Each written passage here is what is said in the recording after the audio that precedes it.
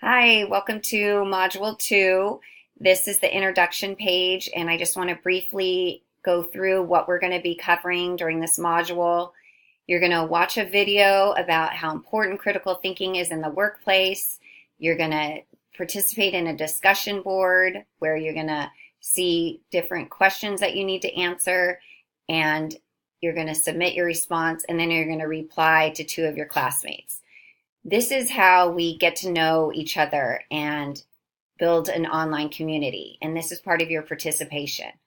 Also, you're going to be sending me an email, and there's a very specific way I want you to send emails to me because I have several different classes going on at the same time.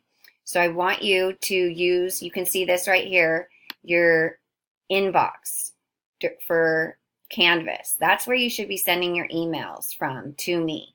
So you'll see the instructions on how to do that, but that's a big part of what we'll be doing in Module 2. Okay, I look forward to getting your emails. Thank you.